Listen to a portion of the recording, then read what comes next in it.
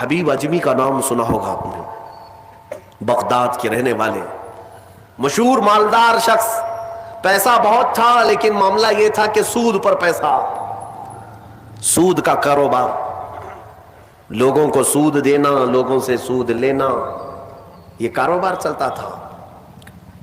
مسلمانوں اگر اپنے معاشرے میں سود کی بلا ہے تو فوراً توبہ کر لو۔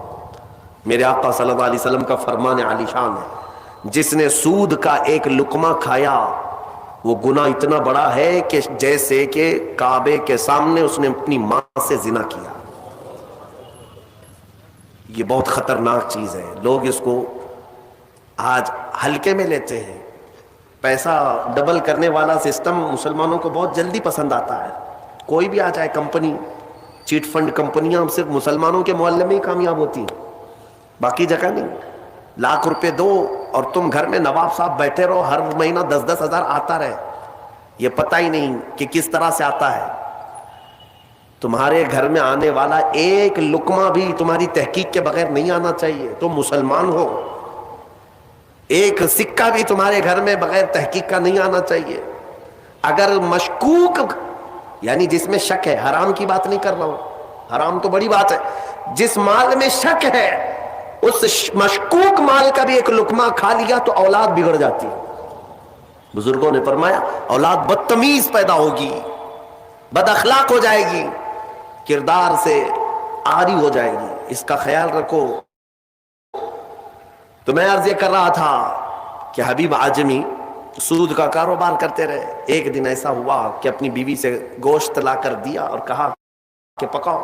بیوی نے کہا لکڑیاں نہیں ہیں، کہا کہ میں فلاں کے اوپر میرا سود آتا ہے، سود میں وہ لکڑیاں لے آؤں گا، سود میں لکڑیاں بھی، گھر کا آٹا بھی سود میں لا کر کے دیے۔ بیوی نیک تھی، سمجھاتی رہی۔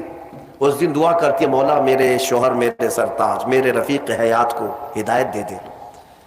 جب چولہے پر یہ ہانڈی رکھی گئی، کھانا پک گیا، یعنی سالن پکا تو اس نے اتارا، حبیب اجمی دسترخوان پر تھے، ہانڈی کھولی گئی تو اس میں پکتا ہوا خون تھا، خون کے علاوہ کچھ نہیں۔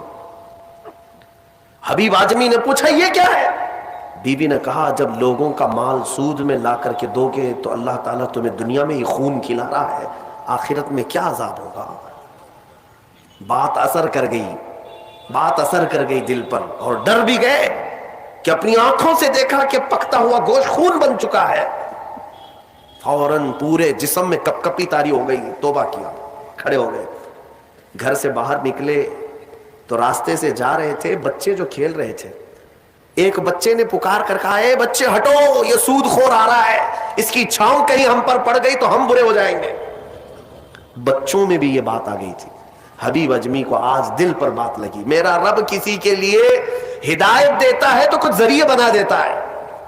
حبیب اجمی اب رونے لگ گئے کہ میں اس قدر خستہ ہوں، اس قدر بدنام ہوں کہ بچے میری چھاؤں سے بھاگ رہے ہیں۔ اب سوچا کہ اب میں سود نہیں لوں گا اور نہ ہی اس کاروبار میں، سب کو چھوڑ دیا۔ لیکن اب مسئلہ یہ تھا کہ بچپن شروع سے کوئی کام کرنے کی عادت نہیں تھی، پیسہ دینا ہے مارکیٹ میں گھما کر کے بڑا کر کے لانا ہے، کام کرنے کی عادت نہیں تھی، فن نہیں تھا، ہنر معلوم نہیں تھا، اب کمائیں تو کیسے کمائیں۔ سوچا کہ اب اس چیز کو چھوڑ دیا ہوں، تو بیوی سے آ کر کے کہا میری رفیق حیات میں نے توبہ کر لیا ہے، میں نے توبہ کر لیا، آج کے بعد سے یہ سود کی طرف میں ہاتھ بھی نہیں بڑھاؤں گا۔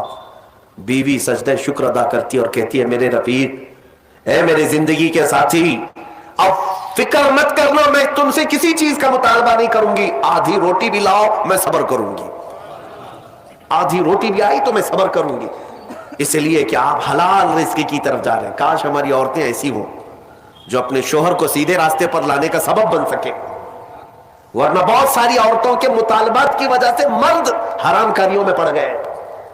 تنخواہ تھوڑی سی ہے، عورت کے مطالبے زیادہ ہیں، اس کے مطالبے پورے کر نہیں پا رہا ہے تو حرام کاریوں میں مصروف۔ بہت سارے مردوں کے بگڑنے کی وجہ ان کی عورتیں بنی ہیں، اور جب پورا نہیں کر پاتے اور پیسہ بھی نہیں مل پاتا تو پھر نشے کی عادت لگ جاتی ہے، ٹینشن سے مکتی چاہیے، جو روز عورت مجھے گھر پہ جاتی پریشان کرتی ہے۔ میرے عزیزوں، وہ حبیب اجمی کی خاتون نے ان کو دلاسا دیا کہ جاؤ آپ نوکری کرو، نوکری کہاں کرتے, اب تک کرنے کی عادت نہیں تھی, عمر ہو گئی تھی. سیدھے گئے ایک دیہات, چھوٹا گاؤں تھا, اس گاؤں کی ایک مسجد تھی, مسجد کے اندر جا کر بیٹھ گئے. دن بھر بیٹھے رہے, نمازیں پوری پڑھ لی, عشاء کا وقت ہو گیا, نماز پڑھ کر کے اللہ کی بارگاہ میں رونے لگے, مولا کام کا آدمی نہیں ہو, اب تک کیا نہیں, اب میں اپنے گھر کیسے چلاؤں, تو میرے لیے کوئی انتظام فرما. رات کے وقت آئے, بیوی نے پوچھا کوئی نوکری ملی؟ کہاں مل گئی ہے, نوکری مل گئی ہے, بہت ہی اچھی جگہ پر ایک بادشاہ ہے, اس کے ہاں خدمت پر میں لگ گیا. کہا بہت اچھی بات ہے. دوسرے دن پھر گئے, اسی مسجد میں بیٹھے رہے. رات کو آئے, بیوی نے پوچھا کچھ اجرت ملی آج؟ جس بادشاہ کے ہاں کام کر رہے ہو تمہاری نوکری پر کچھ تنخواہ ملی؟ کہا نہیں, بادشاہ نے کہا ہے کل دے دوں گا. اپنی بیوی کو ٹال رہے تھے, اپنی بیوی کو ٹالنے کے لیے بول دیا ایسی کہ نوکری کر رہا ہوں, کہا کہ کل دینے کا وعدہ کیا ہے. پھر تیسرا دن آیا, تیسرے دن بھی وہ اسی مسجد میں رات گزار کر آئے. بیوی نے پھر پوچھا کچھ اجرت ملی؟ کہا نہیں آج بھی نہیں دیا, بادشاہ نے کہا کل دے دوں گا. چوتھا دن آیا, چوتھا دن بھی مسجد میں گزار کر آئے. حالانکہ بیوی نے صبر کا دامن ایسا پکڑی رہی اور کہنے لگی مجھے کوئی جلد بازی نہیں ہے, جب آئے گا تب کھائیں گے. 4 دن ہو گئے, آج پھر رات کو بیوی نے پوچھا کچھ تنخواہ ملی؟ گھر کیسے چلے گا, 4 دن سے چولہا نہیں جلا گھر پہ. کہا آج بھی بادشاہ نے نہیں دیا, کہا کل دوں گا, روز کل روز کل. 5 دن گزر گئے. اس کے بعد وہ 5ویں دن ایسی ان کی کیفیت تھی کہ اب رات جب بہت زیادہ ہو گئی تو گھر کی طرف پلٹ رہے تھے, پاؤں بوجھل ہو گئے. پھر بیوی پوچھے گی آج تنخواہ ملی؟ روز جھوٹ بول رہا ہوں, روز جھوٹ بول رہا ہوں, مجھے کون تنخواہ دے گا؟ آج کیا بولوں اپنی بیوی کو, اپنی شریک حیات کو. جب وہ واپس پلٹے تو آج رات کو اپنے گھر کے باہر ہی دیکھتے ہیں گھر میں خوب اجالا ہے, گھر میں روشنی ہے. گھر کی طرف آگے بڑھتے بڑھتے آئے, میری بیوی سوئی نہیں, انتظار میں ہوگی, پوچھے گی کیا اجرت ملی, تنخواہ ملی. لیکن جیسے ہی گھر کے اندر گئے, بڑا سا دسترخوان بچھا ہے, ہر قسم کے کھانے لگے ہوئے, کھانے لگے ہوئے ہیں. حیرت میں آ گئے, 5 دن کے کمانے کا کوئی ذریعہ نہیں, میری بیوی کے پاس بھی اتنا مال نہیں, یہ کہاں سے آیا دسترخوان؟ بیوی کو جلال میں پوچھنے لگے یہ دسترخوان کہاں سے آیا, یہ کھانا کیسے آیا؟ بیوی کہتی ہے کیا مذاق کرتے ہیں آپ, کیا مذاق کرتے ہیں آپ جس بادشاہ کے ہاں کام کرتے ہیں وہاں کا ایک سپاہی آیا تھا, وہی دسترخوان لے کر آیا اور سارا کھانا اسی نے دیا ہے, اور یہ مجھے کہہ کر گیا ہے اے خاتون تیرا شوہر رات میں آئے تو اسے کہہ دینا یہ تو 5 دن کی اجرت ہے, اور محنت کرے گا اور اجرت دی جائے گی. حبیب اعجمی غش کھا کر گر پڑے. بیوی نے اٹھایا, پوچھا کیا بات ہے, کیوں غش کھا کر گر پڑے؟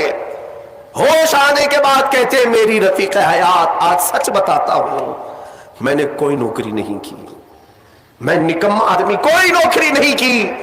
مسجد میں جاتا تھا, خالی بیٹھا رہتا تھا. آج ڈر کر کے آ رہا تھا کہ تجھے جواب کیا دوں گا.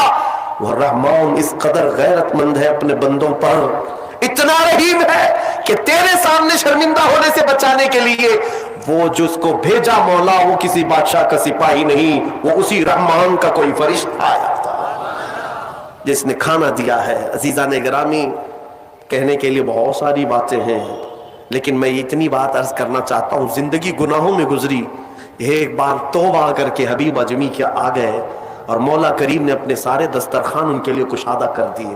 اس کے بعد جانتے ہیں حبیب اعجمی اسی دسترخوان سے اٹھ کر کے جو چلے گئے, ایسی عبادات, ایسے مجاہدات کیے, اللہ اکبر, اس مقام عظما پر فائز ہو گئے تھے کہ جس مقام کی غوث اعظم عبد القادر جیلانی بھی تعظیم کیا کرتے تھے رضی اللہ تعالی عنہ. میرے عزیز و حبیب اعجمی اللہ کی بارگاہ میں وہ مقبول تھے کہ حضرت فضیل بن عیاض ایک دن ان کے پیچھے مغرب کی نماز پڑھنے کے لیے آئے. حضرت حبیب اعجمی کی زبان میں تھوڑی لکنت تھی, تو قرات میں ان کی لکنت سمجھ میں آ رہی تھی, تو فضیل بن عیاض پیچھے سے نماز توڑ کے چلے گئے, اس کے پیچھے میں کیسے نماز پڑھوں. فضیل بن عیاض بہت پائے کے ولی ہیں, کہتے ہیں میں گیا تو 3 دن تک میری عبادت کا ذوق ختم ہو, لطف ہی ختم ہو گیا. میں بارگاہ مولا میں رونے لگا کہ مولا مجھ سے کیا خطا ہوئی.